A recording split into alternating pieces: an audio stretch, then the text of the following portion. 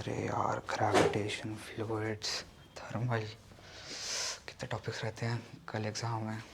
चलो सर से डाउट पूछते हैं। Good evening sir. आज कैसे? सर कल पेपर है और मेरे को कुछ डाउट्स आ रहे हैं। ओह, कल पेपर है, अब आया हो? क्या बात है। Sorry sir. कौन चैप्टर में डाउट आ रहे हैं? सर ग्रेविटेशन, फ्लूइड्स, ऑसिलेशंस और थर्मोडायनामिक्स। ओके, चलो बुक निकालो, देखते हैं क्या डाउट है आपके। ऑसिलेशन, थर्मोडायनेमिक्स, ग्रेविटेशन, फ्लूइड्स और ग्रेविटेशन। तो आपको इंपॉर्टेंट क्वेश्चन पूछने हैं, डाउट पूछने हैं अपने? सर डाउट पूछना है। इंपॉर्टेंट की तो वीडियो है ही मेरी, हाँ जी। वो देख लेना। डाउट पूछने हैं आपको, है ना? हाँ जी सर। चलो देखते हैं आपके डाउट्स क्या हैं। ठीक, तो यार जब मतलब अब एग्ज़ाम नज़दीक आ गए हैं तो अब तुम आए हो, कल एग्ज़ाम है तुम्हारा? हाँ जी सर। घबराहट हो रही है? हाँ जी सर। कैसा फील हो रहा है एग्ज़ाम से पहले? बहुत नर्वस। नर्वस फील हो रहा है? चलो कोई बात नहीं। अब बताओ क्या दिक्कत आ रही सर है? इक्वेशन ऑफ कंटिन्यूटी समझा दो। इक्वेशन ऑफ कंटिन्यूटी समझाना है। देखो इक्वेशन ऑफ कंटिन्यूटी में क्या है, इसमें ना बस आपको कुछ नहीं लिखना। जैसे एक पाइप लेते हैं हम, ये पाइप लिया हमने, तो इसका एरिया इधर कितना है A1, इधर कितना है A2। हाँ जी सर। इधर कोई लिक्विड घुसता है V1 वेलोसिटी से, इधर कितना निकलता है V2 से। तो according to principle of continuity A1 V1 is equal to A2 V2, और आप लिख सकते हो AV is equal to constant. AV is equal to constant. बोलो, क्लियर? हाँ जी सर। समझ में आ रहा है? हाँ जी सर। ये और बताओ। सर बर्नौली थ्योरम के एप्लीकेशंस क्या क्या होंगी? अच्छा, कुछ मैं आपको बता दूं कि जो आपको करने ही करने चीज़ें, हाँ जी। शुरू से बता दो एक बार। हाँ जी। जो चीज़ें एग्जाम में आएंगी वो आपको करनी है। वो ले आओ जरा कॉफ़ी मेरी। हाँ जी सर। ये चीज़ें वो जो एग्जाम में आती हैं, ठीक है? जो हाँ बता रहा हूँ, बैठ जाइए। ये फ़ोन मैडम को दे के आओ। कुछ चीज़ें नमन एग्जाम में आती हैं, हाँ जो जी बहुत सर। इंपॉर्टेंट होती है। तो मैं आपको कुछ फाइनल चीज़ें बता रहा हूँ जो एग्जाम में आ सकती हैं, ठीक है? जैसे पहला चैप्टर है डायमेंशन। अगर उसकी बात करें डायमेंशन की, तो डायमेंशन में आप ईटा, आ नहीं रहा सर ये। डायमेंशन नहीं दे रहे, छोड़ रहे पूरा? हाँ जी। ठीक है, इसको छोड़ देता हूँ। मोशन आ रहा है? हाँ जी। Motion in a straight line, motion in straight line. Straight line आ रहा है। तो इसमें क्या है, देखो, एक तो तीनों इक्वेशन का derivation, calculus method. Calculus method, calculus method से तीनों इक्वेशन का डेरिवेशन, से तीनों इक्वेशन का डेरिवेशन, ये जरूर कर लेना आप। ओके, हाँ जी सर। अब आते हैं motion in a plane. Plane. Motion in a plane में क्या आएगा? इन ए प्लेन में सबसे पहले आपको रखना है prove that projectile motion is parabolic. Prove that projectile motion is parabolic, ये आएगा। इसको आप अच्छी तरह करके जाएंगे। HTR हाइट, टाइम, रेंज के फॉर्मूले के derivation and numericals, derivation and numerical. And numerical, ठीक है? ये कर लेना। इसके अलावा इसमें dot product and cross product का, dot product and cross product का क्या करना है आपको? प्रैक्टिस करनी है। हाँ जी सर। कोई भी दो वेक्टर ले लेना, उनकी प्रैक्टिस करके देख लेना, डॉट क्रॉस की। कर लोगे इतना? हाँ जी सर। तो मोशन इन प्लेन में ये काम मैं मिनिमम बता रहा हूँ आपको, जो मिनिमम करना ही करना है। मतलब ये मिनिमम काम है जो आपको करना है। अब कौन चैप्टर आता है? ग्रेविटेशन। नहीं भाई, लॉज ऑफ मोशन। वो आ नहीं रहा। अच्छा, लॉज ऑफ मोशन भी नहीं आ रहा तेरे तो? मुझे लॉज ऑफ मोशन और वर्क एनर्जी भी नहीं आ रहा। और सिस्टम ऑफ पार्टिकल भी नहीं आ ओ भाई, तेरे तो मजे हैं यार। कौन सा स्कूल है? सिस्टम ऑफ पार्टिकल्स में तो 3 चैप्टर उड़ा दिए, ग्रेविटेशन बचा। हाँ जी। तो ग्रेविटेशन में आपको क्या करना है? देखो, ग्रेविटेशन में एक तो आपको ध्यान रखना है कि जी की वैल्यू ऊपर जाने से और नीचे जाने से क्या फ़र्क पड़ता है, उसका डेरिवेशन। ग्रेविटेशनल पोटेंशियल एनर्जी का डेरिवेशन, ग्रेविटेशनल पोटेंशियल एनर्जी का डेरिवेशन कर लोगे? हाँ जी सर। अच्छा, आपको आज कैसा फील हो रहा है? कल एग्जाम है आपका, सच सच बताओ। बहुत नर्वस। नर्वस फील हो रहा है? जैसे आप बहुत मजाक के बच्चे हो, क्लास में आप काफ़ी मजाक करते थे, हाँ जी सर। खुश रहते थे हमेशा, तो आज आपको नर्वस फील हो रहा है। तो आज भी आपको जोक मारने का मन कर रहा है? आज नहीं कर रहा है? नहीं कर रहा है, क्यों? ऐसा क्यों? सर टेंशन, एग्जाम टेंशन है। तो मतलब शुरू से पढ़ना ठीक रहता है, एग्जाम टाइम पे पढ़ना ठीक रहता है? मानते हो इस बात को? हाँ जी सर। ठीक है। तो भाई ग्रेविटेशनल पोटेंशियल एनर्जी का फॉर्मूला होता है U is equal to minus GMEM upon RE। याद रखना इसको, ओके? बर्नौली, अच्छा है तो उसमें आ गया हमारा। सर हाँ, polar and geostationary satellite का difference. Polar and geostationary stationary satellites. Satellites का डिफरेंस कर लोगे? हाँ जी सर। सैटेलाइट्स का और सर वो orbital velocity, escape velocity. Orbital velocity और इसके वेलोसिटी की डेरिवेशन और न्यूमेरिकल भी आएंगे इस पर ही, और डायरेक्ट डेरिवेशन होते हैं, बहुत इजी होते हैं। हाँ जी। इसके बाद कौन चैप्टर आ रहा है? सॉलिड्स आ रहा है। हाँ जी प्रॉपर्टीज ऑफ सॉलिड्स में केवल आपको कुछ नहीं करना। सर, सिर्फ 3 मार्क्स का आ रहा है इसमें। हाँ, इसमें आप स्ट्रेस स्ट्रेन कर्व कर लेना। हाँ जी। Stress strain curve. एक इसमें आप ये पढ़ लेना कि इलास्टिसिटी क्या होती है, इलास्टिसिटी क्या होती है, और यंग्स मॉडुलस क्या होता है। हाँ जी सर। सब पढ़ा रखा आपको, तो इसमें कोई दिक्कत नहीं है। हाँ जी। इसमें एक न्यूमेरिकल आ सकता है, जैसे कि तार लटका रखा है, उस पर एक वेट लटका दिया, बताओ कितनी इनोवेशन होगा उसके अंदर, तो आपने कर रखे हैं क्वेश्चन इस हाँ टाइप। जी। अच्छा, इसमें ग्राफ वाला क्वेश्चन आता है कि 2 ग्राफ दे देंगे इस तरह से, देखो एक इस तरह होगा, एक नीचे को होगा, तो कौन सा ज़्यादा इलास्टिक होगा? ऊपर वाला। हाँ। जो ज़्यादा खड़ा होता है ग्राफ वो ज़्यादा इलास्टिक होता हाँ है। जी सर। फ्लूइड्स आ रहा है, हाँ जी। तो फ्लूइड्स में याद रखना बर्नौली प्रिंसिपल जरूर करके जाना। बर्नौली प्रिंसिपल या थ्योरम। इक्वेशन ऑफ कॉन्टिन्यूटी पूछ लिया आपने मुझे, वेंचुरी मीटर कर लोगे। और न्यूमेरिकल किस पे आएगा इसमें? देखो ये नोट्स आपके पास यहीं सारे, एक न्यूमेरिकल बता दिया मैंने आपको, ड्रॉप वाला, ठीक है। एंगल ऑफ कॉन्टैक्ट, इस पर न्यूमेरिकल आ सकता है। हाँ जी सर। एंगल ऑफ कॉन्टैक्ट क्या होता है? Angle of contact, the angle made by the tangent on the surface of the fluid with the internal wall of the container. Internal wall, हाँ जी ये ध्यान रखना।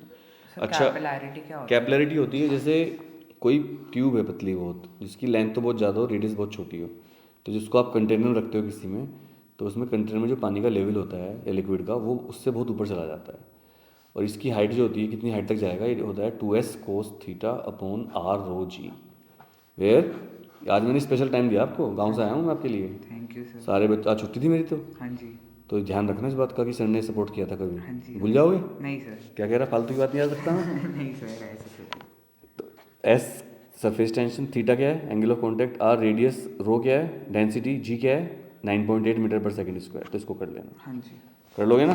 कैपिलरिटी समझ में आ गया? हाँ जी सर। अच्छा, कैपिलरिटी का एग्जाम्पल है हमारे बाल। हमारे बालों में न्यूट्रिशन कैसे जाता है ऊपर? कैपिलरी एक्शन के थ्रू। भगवान ने मोटर लगा रखा बालों में कि सारे जो न्यूट्रिशन है ऊपर कैसे जाते हैं बालों में।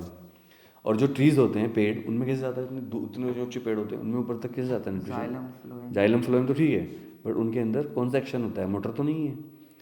नगर निगम को पानी भेजने के लिए मोटर लगाने पड़ते हैं बड़े बड़े, हमें भी लगाने पड़ते हैं घरों में अपने। जाइलम फ्लोएम तो टिश्यू है, उनका काम है वो, लेकिन वो काम कैसे करते हैं? थ्रू कैपिलरी एक्शन, ठीक है। तभी उनको कैपिलर ट्यूब्स कहते हैं। एग्जैक्टली, होंगी कैपिलरी। भगवान जो होता है ईश्वर, नेचर, वो नेचुरल फिनोमेना यूज करके अपने काम करता है। हाँ जी सर। हो गया? और सर ये भी एग्जाम्पल होगा कि अगर हम खाली पेपर पे पेन रखें। वो भी वही है, एक्सिस प्रेशर, या सूखी ज़मीन पे पानी डल जाए तो सारे में फैलने लगता है ऐसे। हाँ जी। हाँ जी। वो भी ब्लोटिंग पेपर, जो बस हो गया। फ्लूइड्स, इसके बाद थर्मल और थर्मोडायनेमिक्स। थर्मल दोनों आ रहे हैं। थर्मल प्रॉपर्टीज ऑफ मैटर और थर्मोडायनेमिक्स। थर्मल में आपको लिखना है alpha is to beta is to gamma का डेरिवेशन करना है एक तो। हाँ जी। स्पेसिफिक हीट की डेफिनेशन पढ़ के जानी है, याद रखना इस बात को। और थर्मोडायनेमिक्स में क्या है, और हाँ, टेम्परेचर को अल्फा बीटा गामा समझ गए ना। हाँ जी। टेम्परेचर को सेल्सियस से डिग्री, डिग्री से केल्विन, केल्विन में फॉर्मूला पता है? F-32/9 9। Is equal to C/5 is equal to K-273/5, ये फॉर्मूला है इसका। थर्मोडायनेमिक्स में तीनों लॉज, जीरोथ, फर्स्ट और सेकंड के 2 पार्ट हैं, क्लासेस और प्लांक। हीट इंजन तो कोर्स में ही नहीं है, एफिशिएंसी कोर्स में नहीं है, तो बस। और क्या बचा इसमें? जो टॉपिक आपका डाउट वाला बता दो मुझे, जिस टॉपिक में आपको डाउट लग रहा हो बता दो। अगर आपको किसी टॉपिक में डाउट है तो बता दीजिए। सर लेटेंट हीट और स्पेसिफिक हीट बता दो। Latent heat is the heat required to change the state of matter. Specific heat is the heat required to raise the temperature through 1 degree Celsius. दोनों की definition याद करेंगे ना। और specific heat 2 तरह की होती है, एक होती है CP और एक होती है CV। Specific heat at constant pressure CP, specific constant volume CV। फॉर्मूले दोनों के ऑलमोस्ट सेम होते हैं, याद कर लेना। न्यूमेरिकल भी आ सकता है इसके ऊपर। सर कंडक्शन, कन्वेक्शन और रेडिएशन। कंडक्शन, कन्वेक्शन, रेडिएशन तो पढ़ाया था, याद होगा आपको। Conduction need medium, convection need medium, radiation does not need medium. Conduction, एक रोड को गर्म कर रहे हो यहाँ से, और हीट यहाँ तक पहुँच गई, हाथ लगाने पर गर्म हो जाता है। तवा या कोई भी चीज़ हम गर्म करते हैं, छोड़ना पड़ता है, वो कंडक्शन है। डायरेक्ट कॉन्टैक्ट ऑफ मॉलिक्यूल के थ्रू। जब हम यहाँ से गर्म करेंगे तो पहला मॉलिक्यूल गर्म होगा, फिर वो उसकी काइनेटिक एनर्जी बढ़ जाएगी। फिजिक्स गर्म नहीं कुछ कहती, फिजिक्स का मतलब गर्म होना, मतलब काइनेटिक एनर्जी बढ़ाना। फिजिक्स क्या कहती है, गर्म होना मतलब काइनेटिक एनर्जी बढ़ाना। तो वो मोलिक्यूल अपनी काइनेटिक एनर्जी दूसरे को ट्रांसफर करते रहते हैं, इसको हम क्या बोलते हैं, गर्म करना।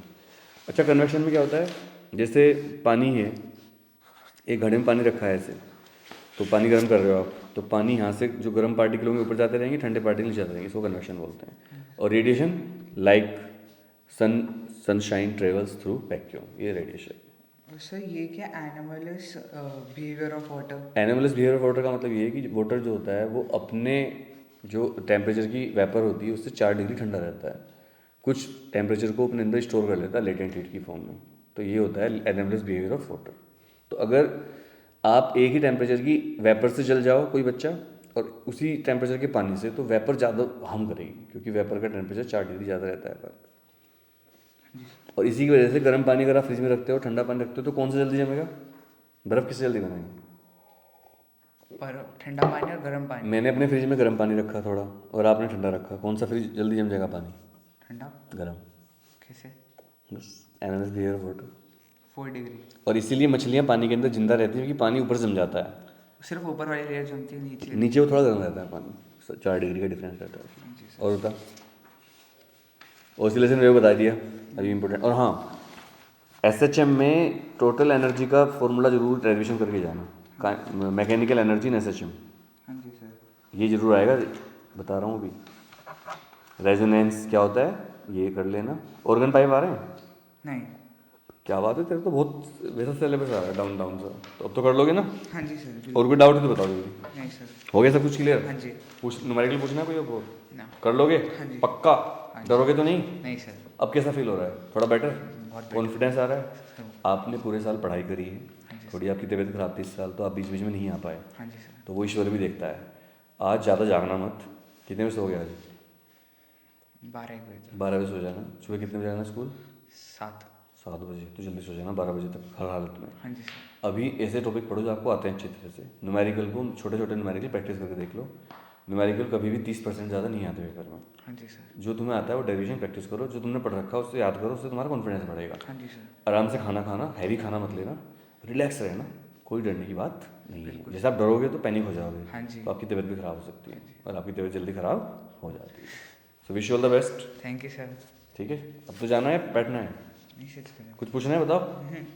ठीक है, फिर जाओ। ठीक है सर। पेपर आपका अच्छा होगा, मुझे बता देना एक बार, पेपर दिखा देना ला के। और अपनी एनसीईआरटी थोड़ी, जो एनसीईआरटी के न्यूमेरिकल वो है ना, सोल्ड क्वेश्चन एग्जाम्पल छोटे वाले वो कर लेंगे। एनसीईआरटी क्वेश्चन तो आएंगे नहीं ज़्यादा मुश्किल, ठीक है, जो आपके टीचर ने क्योंकि जिस क्वेश्चन लेवल से स्कूल नोटबुक में करा रखा है उतने तो नहीं आएंगे फिर। हाँ उतने तो नहीं आएंगे। ठीक है। ठीक है सर। और कुछ पूछना है तो मुझे टेलीग्राम पे कांटेक्ट कर लेना। हाँ जी सर। कि सर मुझे दिक्कत आ रही है। हाँ जी सर। रात को भी अगर दिक्कत आती है 12 बजे 1 बजे तो कॉल कर लेना, लेकिन नींद ले लेना 5 घंटे की एटलीस्ट। हाँ जी। अगर आप 5 घंटे से कम सोए तो क्या होगा? पेपर अच्छा आगे तो लाल हो रही हैं आपकी, अभी दिखाना, आगे तो आपकी लाल है, क्यों? रात सोए नहीं होंगे। कितने बजे सोए थे रात? सर 3 बजे, 3 या 4। और उठे कितने बजे? 7-8। भाई थोड़ा सो जाना बस।